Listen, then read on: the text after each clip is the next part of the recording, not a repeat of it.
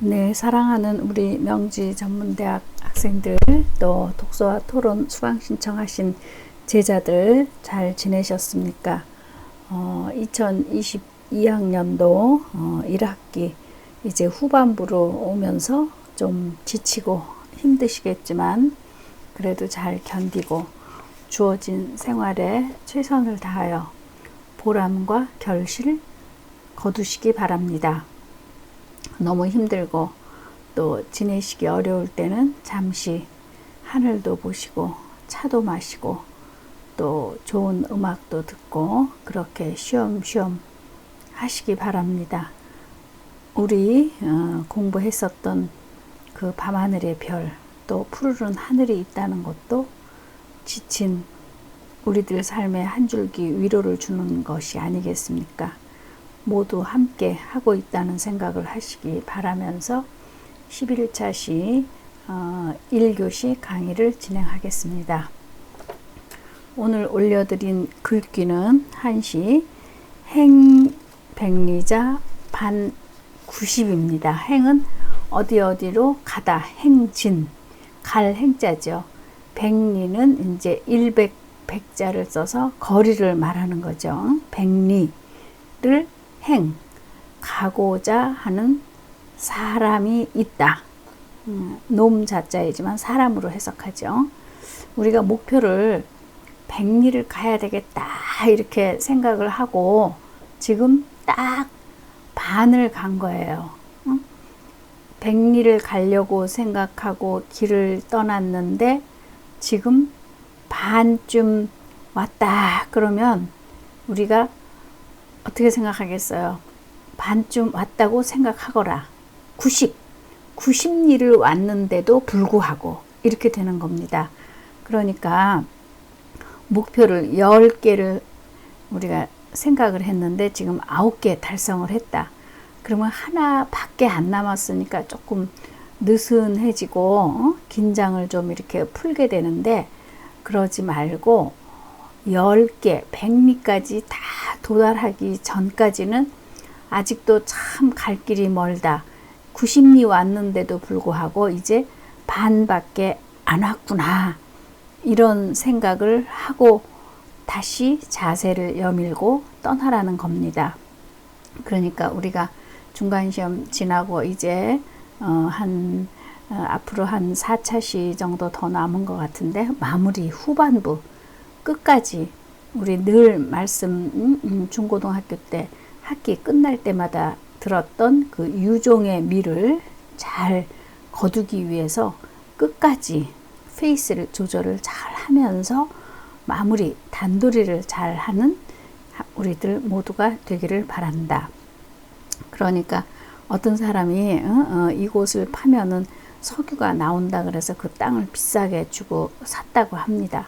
그런데 계속 파도 석유가 안 나와서 결국은 그 땅을 팔아버렸더니 그 옆에 있는 그 땅을 산 사람이 조금만 파내려가니까 석유가 펑펑 쏟아졌다는 얘기가 있죠. 그렇듯이 어떤 목표를 달성하기 전까지는 늘 긴장감을 가지고 마음의 그 결심을 처음 먹은 그대로 끝까지 마무리 최선을 다하기 바란다. 이런 말입니다. 그래서 제가 중간시험 끝나고 요즘 날도 조금 더워지고 힘들고 지칠 때 느슨해지지 마시고 끝 마무리 학기 말 종강 잘 할 때까지 처음 시작했던 마음으로 잘 해주시길 바라는 그런 생각으로 행백리자 반 90 백리를 가고자 하는 사람이 90리쯤 왔으면 다 왔다고 생각하지 말고 반밖에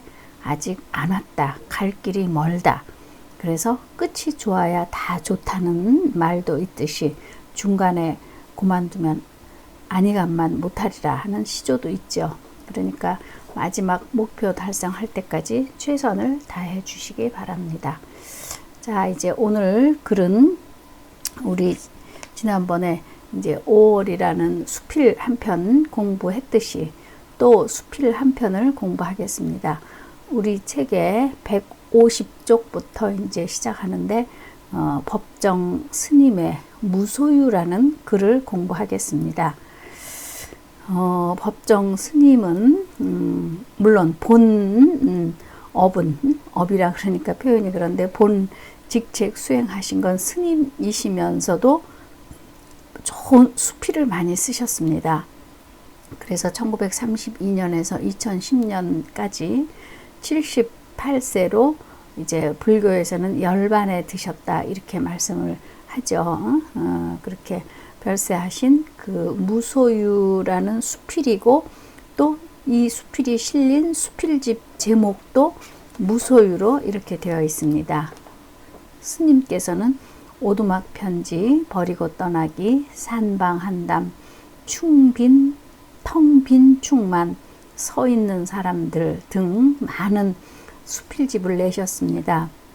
요즘 우리 제자들에게 저는 하루 나들이 할 만한 곳 어디 좋은 곳 없을까요? 하고 이제 혹시 묻는다면 그 지하철 4호선을 타고 한성대 입구역에 내려서 마을버스를 한번 바꿔 타고 올라가면 길상사라는 절이 있습니다.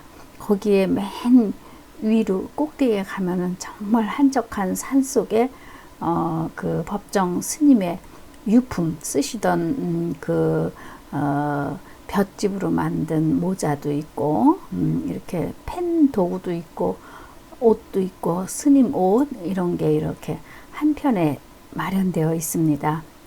그래서 이 길상사라는 절은 처음부터 절이 아니라 그 대원각이라는 요정이었습니다. 일종의 그 요즘식으로 말하면 아주 그 큰 기생들 이렇게 무슨 정치인들 뭐 이런 사람들이 모여서 그 음식을 나눠 먹고 술을 마시고 하던 그런 대원각이라는 요정의 주인이 그 백석 시인의 연인이었던 그 김영한이라는 기생의 대표였다고 합니다. 그런데 이분이 이제 그 전체 재산이 한 1,000억 정도 되는데 그 길상사라는 그 땅 건물 모든 거 합해서 그런데 이것을 어느 누구한테 맡겨서 잘 운영을 할 것인가 했을 때 처음부터 이 법정 스님을 알고 있었던 건 아니고 이 무소유라는 글 한 편을 읽고 나서 이 글을 쓰신 법정 스님께 이 1,000억의 가치가 있는 대원각이라는 곳을 맡기면 잘 운영하실 수 있을 것 같다 이렇게 생각하고 스님을께 이것을 전체를 맡겨서 맑고 향기롭게라는 재단을 만들어서 길상사라는 절을 운영하게 했습니다. 그래서 신문사 언론 매체에서 인터뷰 기사를 읽어보니까 이 1,000억이라는 재산을 아무런 조건 없이 맑고 향기롭게 잘 운영해 달라고 법정 스님께 맡기셨는데 아깝지 않으셨습니까? 하고 이야기하니까 이 1,000억이라는 재산은 백석 시인의 시 한 줄 값도 못하는 것이다. 그만큼 연인으로서 그 백석 시의 가치를 최상으로 정말 1,000억이라는 돈이 한 줄 값도 안 된다는 것으로 이렇게 대답을 했다고 합니다. 정말 그 대단한 의식을 가진 김영한이라는 원 소유자 그리고 이것을 이제 법정 스님께 맡겨서 대원각이라는 요정이 길상사라는 정말 맑고 향기로운 좋은 일 많이 하는 그런 곳으로 바뀌게 되었다는 거 이런 것도 하나 이제 여분으로 제가 말씀을 드립니다. 그리고 이제 이 무소유라는 수필은 1971년도 우리나라에 문학 잡지가 여러 종류가 있는데 가장 오래된 종합 문학 잡지로 현대문학이 있습니다. 그 현대문학에서 이 수필을 발표를 하셨고 나중에 이제 76년도에 법무사에서 문고본으로 이렇게 조그맣게 무소유라는 수필집을 내셨죠. 그래서 2010년 돌아가시던 해까지 이 무소유라는 수필집이 86쇄까지 찍었으니 얼마나 많은 독자들을 독자들이 많이 읽은 정말 그 수필 중에 수필입니다. 사후에는 이제 다시 더 찍지 말아라, 또 이런 말씀도 남기셨다고 합니다. 그러면 무소유의 이제 전체 수필을 제가 다 옮겨 적지 않고 많이 옮겨 적으면서 또 중간 부분은 조금 생략하면서 이렇게 우리 PPT로 만들어 봤습니다. 이 부분은 처음 도입 부분입니다. 그래서 도입 부분을 큰 따옴표로 한 이유는 선생님 스님의 직접 글이 아니라 이제 인도의 간디라는 그 정말 인도의 최고의 지도자인 그 간디의 어록을 여기다가 인용을 베껴서 쓴 것입니다. 그래서 제가 우리 제자들한테 글쓰기 할 때 말씀을 드리지만 내 말 1000마디보다 다른 사람의 말 몇 줄, 또 시 한 줄 이렇게 가져오면 더 자기의 이야기, 하고 싶은 이야기가 더 돋보이고 효과적으로 독자들에게 전달할 수 있는 방법이 되기 때문에 이렇게 앞에도 뒤에도 남의 말이니까 한 줄씩 띄고 이렇게 쓰는 겁니다. 자, 나는 가난한 탁발승이요. 내가 가진 거라고는 물레와 교도소에서 쓰던 밥그릇, 염소 젖 한 깡통, 허름한 모포 6장, 수건, 그리고 대단치도 않은 평판, 이것뿐이다. 그러니까 나의 전 재산이 바로 이것뿐이다라고 말할 수 있을 정도로 청렴하고 정말 불필요한 것이라고는 하나도 없는 그런 인도의 스승인 간디라는 사람의 그 어록에서 이 부분을 따온 것입니다. 그러니까 나는 가난한 탁발승이다. 탁발은 이렇게 길을 다니면서 이것도 경문을 외우면서 집집마다 다니면서 이제 그 한 끼 공양할 밥을 청하는 겁니다. 그래서 이 탁발하는 행위도 불교에서는 도를 닦는 행위라고까지 이렇게 보죠. 응? 그러니까 나는 특별하게 가진 것은 없고 그저 한 끼니를 각 집집마다 다니면서 경문을 외우면서 그 공양을 해결하는 그럴 뿐이다. 그리고 물레라는 거는 이제 그 옷감 짜는 조그마한, 그거는 이제 자급자족 내가 내 옷은 이렇게 만들어서 입어야 하는 그거 하나와, 그리고 이제 인도 간디 수상 역시 교도소 생활을 했죠. 거기서 쓰던 밥그릇, 그 다음에 염소 젖, 동양 다니면서 얻어 먹을 수 있는 그런 깡통, 그 다음에 덮고 자야 되니까 모포, 수건, 그리고 이제 내가 아주 인도에서 유명한 사람이라고 이렇게 말을 하는 정치적으로 또 많이 베풀고 훌륭한 민주, 또 우리 복지 뭐 이 인도의 발전을 위해서 애를 썼다는 평판, 이 정도뿐이지 대단치도 않다. 그것도 나는 이것뿐이다. 평판, 남들이 알아주는 최고의 지도자고 리더인데 본인은 역시 대단치 않다라고 이렇게 말하고 있죠. 그래서 이 말을 스님이 이제 그 인도 간디의 말을 이렇게 읽으니까 몹시 부끄러웠다. 나는 여기서 이제 법정 스님을 말하는 거죠. 내가 이렇게 둘러보니까 가진 것이 너무 많다고 생각되었기 때문이다. 그래서 저는 이 대목에서 우리 제자들도 저도 여러분들 가진 거 참 없다 하지 말고 이렇게 한번 놓여 있는 곳에 둘러보십시오. 저는 여기서도 몹시 부끄러웠다는 것이 스님께서 둘러봐야 뭐 그렇게 물건이 많겠습니까? 역시 스님의 생각이고 성찰이고 그렇지 않을까 이런 생각을 하면서 읽었습니다. 우리들이 필요에 의해서 물건을 갖게 되지만 때로는 그 물건 때문에 적잖이 마음이 쓰이게 된다. 그러니까 소유하면 할수록 오히려 소유한 것을 지켜내야 되니까 때로는 더 힘이 든다는 거. 물건도 그렇고 하물며 사람도 내가 좋아하는 사람을 세 장에 가둬놓고 나 혼자만 봐야지 이렇게 하는 것이 아니라 세 장에 있는 새의 문을 열어서 훨훨 날아가게 해서 그래도 끝내는 나를 향해서 돌아올 수 있게 만드는 것이 진정한 의미의 사랑인 것이지, 나만 보겠다고 세 장에 가둬놓는 것은 안 되는 것이죠. 여기서 무엇인가를 갖는다는 것, 소유한다는 것은 다른 한편 무엇인가에 얽매인다는 것이다. 그러니까 새도 물건도 우리가 물건에 얽매인 삶을 살아서야 되겠습니까? 더군다나 더 나아가서 사람도 얽매이는 거는 나도 얽매이는 거 싫어하죠. 정말 자유를 원하죠. 자유롭게 다 새 장문 열어서 훨훨 날아가게 해도 끝내는 나한테 돌아오게 만드는 것이 진정한 의미의 사랑인 것이다. 그러니까 얽매인다는 것은 참으로 부자유스러운 것이고 불편한 것이고, 그러니 우리가 그 농담이겠지만 뭐 요즘 왜 짜퉁 얘기 많이 나오죠. 어쩌다가 진품을 하나 가졌을 때 뭐 그럴 필요도 또 그런 상황도 있을 수 있죠. 비가 막 올 때 가짜 가방을 들은 사람은 머리 위에 얹어서 머리가 비를 안 맞게 한다고 하는데, 정말 짜퉁은 그렇게 그냥 하는데, 진짜를 가진 사람은 오히려 머리에 비를 맞을지언정 뭐 가슴에 그 명품 가방을 품고 간다, 이렇게 이제 재미로 비유하기도 하지만, 이것이 곧 물건이 우리를 구속하는 거, 얽매이게 하는 거, 그러니까 필요에 따라 가졌던 것이 도리어 우리를 부자유하게 얽어맨다고 할 때 주객이 전도된다. 주인과 객이 전도되어서 내가 부릴 수 있고 내가 정말 즐길 수 있어야 되는데, 오히려 물건이 주인인 나를 힘들게 하고 어렵게 하고 이렇게 되는 거 얼마나 불편한가.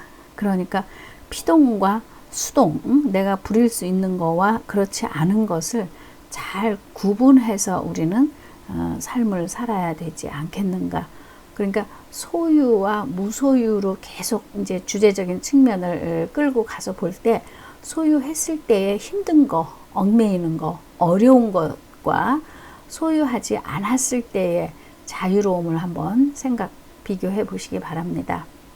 그러면서 이제 이렇게 처음에 스님의 의견을 이제 주제적인 걸 이렇게 턱 던지고서 왜 내가 이런 생각을 했을까? 우리들도 글을 쓰기 시작할 때 여러분도 어떤 주제를 생각을 했다고 하면은 내가 혼자서 홀로 서기로 어떤 주제를 강요 써나가기가 힘들면 다른 좋은 글을 하나 갖다 놓고 그 다음에 이런 글을 통해서 내가 이런 생각을 했다, 이렇게 이제 하신 다음에 여기에 이제 스님이 드디어 내가 왜 무소유와 소유의 관계를 생각을 많이 했던가 하면, 저 지난번에 이런 일이 있었어요 하고 이제 예를 실감 있게 설득력 있게 드는 겁니다. 그래서 이제 여기에 스님께서 나는 지난해 여름까지 난초 2분을 정성스레 정말 정성을 다해 길렀었다. 그러니까 그 절에 도를 닦으시는 스님이 무슨 대단한 그런 정말 소유 물건이 있으셨겠습니까? 정말 난초를 이제 누군가가 여기 뒤에 보면은 선물을 주셔서 그걸 이제 잘 기르려고, 그러니까 난초라는 화분 2화분을 소유하게 되니까 이제 그때부터 힘들어지는 과정을 말씀드리는 거예요. 정말 정성이라는 말이 여기 2번이나 나오죠. 난초를 잘 주신 분 생각해서 잘 길러서 난초 꽃을 피워서 향기롭게 하고 그렇게 해야지 하고 정성을 다해 길렀었다. 그래서 여기 이제 난초를 소유하게 되면서부터 어떤 번뇌, 집착 이런 것이 이제 끊임없이 이어지는 과정을 먼저 글로 쓰고 있습니다. 3년 전 거처를 지금의 달의 헌으로 옮겨왔을 때 어떤 스님이 우리 방으로 보내주는 것이다. 준 것이다. 그러니까 보내주셨다. 그러니까 3년 전에 이제 거처를 뭐 불일하면서 이 달의 헌으로 내가 옮겨오니까 새로운 곳으로 이제 도 닦는 방을 하나 마련하셔서 가셨군요. 그러면서 이제 뭐 축하의 의미로 뭐 난 화분 2분을 이제 보내주셨다. 혼자 사는 거처라 살아있는 생물이라고는 나하고 그 애들 뿐이었다. 여기서 이제 그 애라고 표현한 거를 봐서 스님이 굉장히 정말 우리가 저는 그래서 반려묘, 반려견뿐만이 아니라 식물, 반려난초 이렇게 붙이면 되지 않을까요? 또 내가 함께 사는 반려인형. 근데 여기서는 이제 인형은 생물은 아니지만 난초는 살아있는 생물이죠. 식물이죠. 그러니까 물을 주고 호흡을 하고 물을 빨아 올려서 정말 잎이 반짝반짝 빛나게 하고 나중에는 끝내는 꽃을 피우기도 하고. 그러니까 스님 혼자 사는 거처에 말은 못하지만 살아있는 생물은 바로 난초와 나하고 둘이었다. 그 애들 둘, 그 애들 뿐, 두 화분이라고 했으니까요. 이런 것도 스님께서 난초를 향하는 생각하는 어떤 그런 마음을 또 우리가 간접적으로도 느낄 수 있죠. 그러니까 이제 나하고 난초 둘하고 이렇게 이제 거처를 하고 있다, 생활을 하고 있다. 이런 것도 굉장히 운치가 있죠. 우리는 그냥 뭐 화분 두 개가 있다, 뭐 이렇게 뭐 내가 물로 안 주면 죽으니까 물 주고 가꾸고 이런 정도로 생각할 텐데, 정말 이제 정성을 다해서 기르고 있는 그 스님의 모습을 이렇게 상상을 해 보십시오. 그래서 이렇듯 애지중지 가꾼 보람으로. 근데 요게 이제 제가 앞부분에서 이 정성이라는 말이 두 번 나왔다고 했고, 이 스님이 얼마나 이 난초, 화분, 생물을 잘 기르기 위해서 막 비료도 사다가 주고, 또 여름에는 뭐 서늘한 곳에 갖다 놓고 겨울에는 따뜻한 곳에 갖다 놓고 아주 대단하게 갖가지 정성을 기울여서 이 난초 화분을 돌보는 장면이 요 앞 페이지에 한 페이지 자리하고 있습니다. 그래서 스님의 글에서도 이러한 그 난초에 바치는 정성을 내가 부모님께 좀 바쳤다면 정말 속가에서 세속에서 얼마나 내가 효자 소리를 들을 수 있었을까 하는 생각을 할 정도로 그렇게 이제 난초에 많은 공과 정성과 애를 써서 길렀다. 그래서 이제 그렇게 한 보람으로 이른 봄이면 은은한 향기와 함께 연두빛 꽃을 피워 나를 설레게 했다.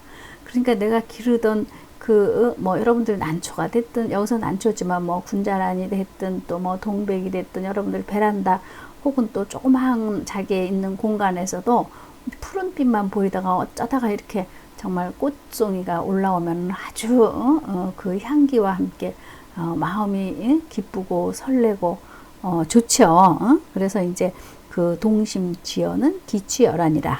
마음이 같은 사람의 말은 그 향기가 마치 난초와 같다라고 옛날에 그 동양에서 특히 그 선비들이 책상머리 한쪽에 이렇게 난을 올려놓고 붓글씨도 쓰시고 글 공부도 하고 했습니다. 그만큼 가진 정성과 최선을 다하면은 붓글씨에서도 일품을 이루듯이 이렇게 꽃을 피워낼 수 있는 것도 조용히 실감이 나는 그런 선비들이 또 즐겨 하던 행위이기도 하죠.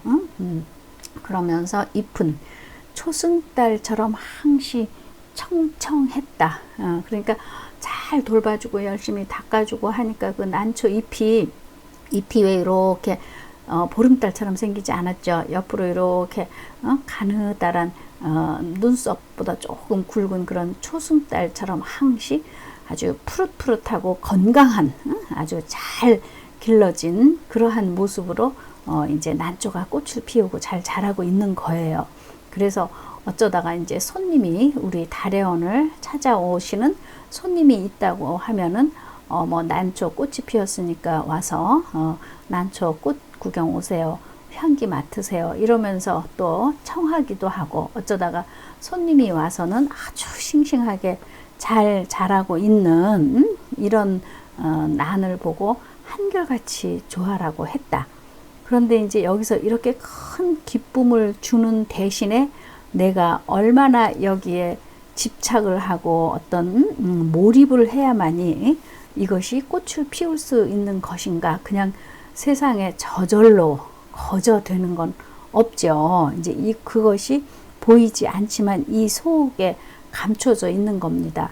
그래서 이제 다음 장에서는 이러한 어떤 집착, 이러한 몰입에서 벗어나고 싶은, 자유롭고 싶은 그런 심정도 없지 않아 있다는 것을, 왜냐하면 이 난초가 기쁨을 주는 반면 나의 발걸음을 붙들어 매고 나를 부자연스럽게 만들고 했던 또 그러한 사연이 이어지고 있기 때문에 뭔가 소유한다는 것이 우리 인간을 얼마나 부자유스럽게 만드는가 하는 것을 이제 우리 2교시 글에서 보시도록 하겠습니다.